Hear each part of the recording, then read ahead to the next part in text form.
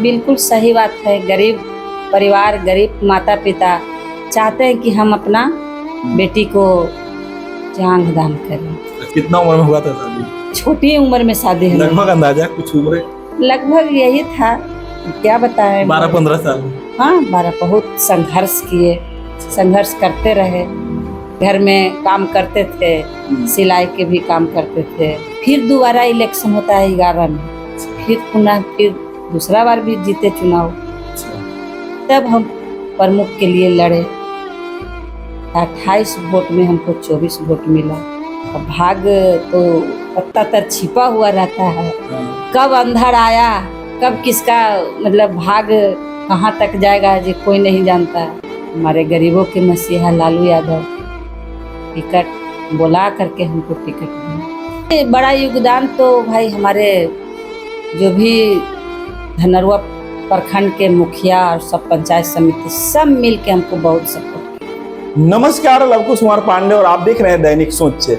आज जो है मसौरी विधानसभा में है और मसौरी विधानसभा से विधायक रेखा देवी है, एक महिला विधायक है।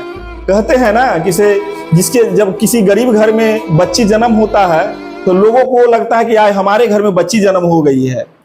आखिर ये इनसे सीखने का चीज है कि एक घर के गरीब घर की भी बेटी जो है विधायक बन सकती है, बशर्ते सपोर्ट करना चाहिए, कर्म करना चाहिए। अगर अच्छा आपका काम रहेगा, अच्छा सोच रहेगा तो आप कुछ भी पा सकते हैं।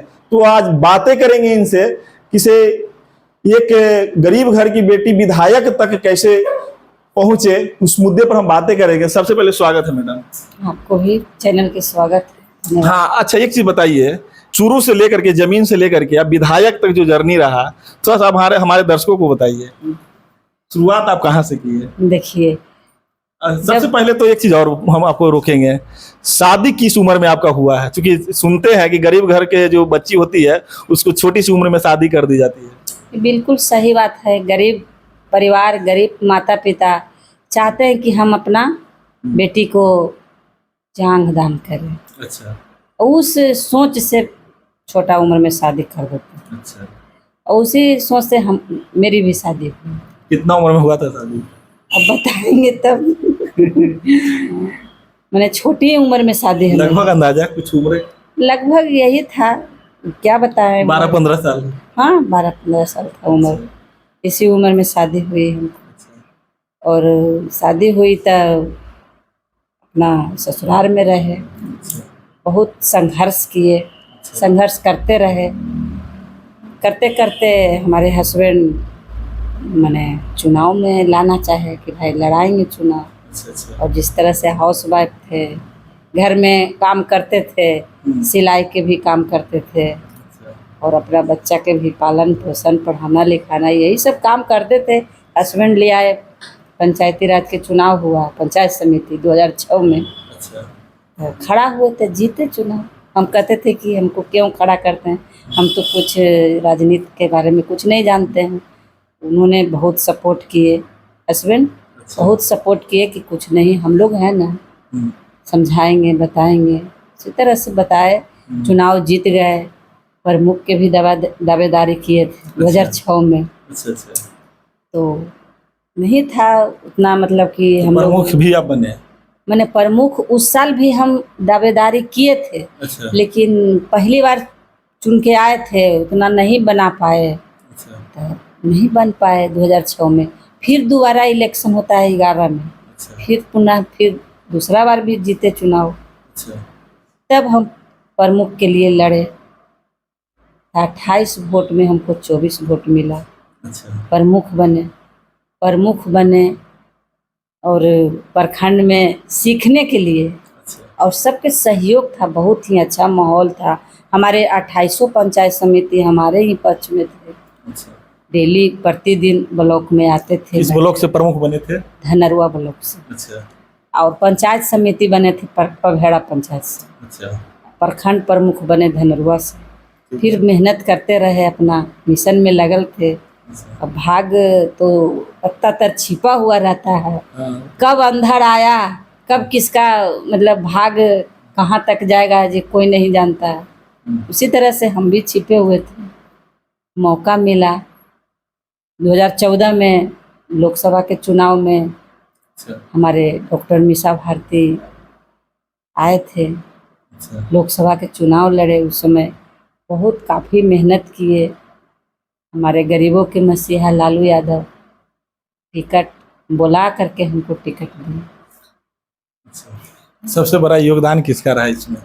सबसे बड़ा योगदान तो भाई हमारे जो भी धनरुआ प्रखंड के मुखिया और सब पंचायत समिति सब मिल के हमको बहुत सपोर्ट किया। और मीसा दीदी के भी बहुत ज़्यादा उसमें कहिए था, सब लोग के बहुत आशीर्वाद रहा। और कृपा लालू जी के आशीर्वाद मसौढ़ी के जनता सब लोग ने दिए। आज तक देखिए कि हम तो एक नेता के रूप में पेश नहीं आते हैं, और ना कोई हमें छल है, न कपट है, न कोई अहम है। हम तो सेवक बन के रह रहे हैं और सेवा कर रहे हैं जनता की। तो इस बार भी आपका टिकट कंफर्म हो गया? बिल्कुल कंफर्म है, इस बार भी कंफर्म है। तो अभी तैयारी एकदम जोर शोर से है? बिल्कुल है। हम लोग तो 5 साल कहिए तो 10 साल तो घूमते ही रह गए।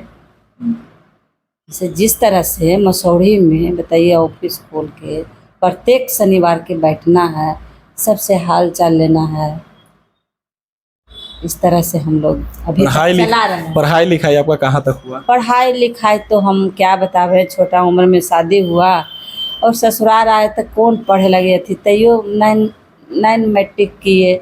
मैट्रिक के परीक्षा में हमारे हस्बैंड फार्म उरम भराए, लेकिन घड़ी भाग ठीक नहीं था, हमारे ससुर जी के देहांत हो गया।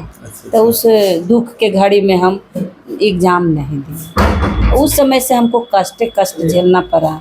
मेरी सास चली गई, माता भी चली गई, मैंने कष्ट इतना आया हमको संघर्ष में कि झेलते झेलते हम मैंने आगे के पढ़ाई में। कितना बच्चा है? लेकिन हम हमारे गरीब माता पिता पढ़ाई हमको नहीं पढ़ाए, उच्च शिक्षा नहीं दिए, लेकिन हम आप लोग के आशीर्वाद से सबको मैंने आशीर्वाद से हम अपने 3 बेटी और 2 बेटा, 2 बेटी हमारे डॉक्टर जो अभी PMCH में है, मंझली बेटी 2nd ईयर में है, और बड़ी बेटी फाइनल कर ली है MBBS। अभी इंटर्नशिप भी फाइनल हो गया उसका, और JR में उसको हो गया, ड्यूटी कर रही है अभी मुजफ्फरपुर में। और बेटा 2 है, तो एक तो अभी गया है 12th करे, 12th कर लिया है, ग्रेजुएशन के लिए इलाहाबाद में है यूनिवर्सिटी में, और छोटी बेटी कोटा में तैयारी में। यही हमको सोच है कि बच्चा को आगे बढ़िया शिक्षा दे, उच्च शिक्षा दे, कि आगे चल के जो बाबा साहेब संविधान बनाए। और पढ़ाइएगा लिखाइएगा तब ना अधिकार अपना समझेंगे। जब तक शिक्षा नहीं प्राप्त कीजिएगा तो आगे आप कोई अधिकार के बारे में नहीं जानिएगा।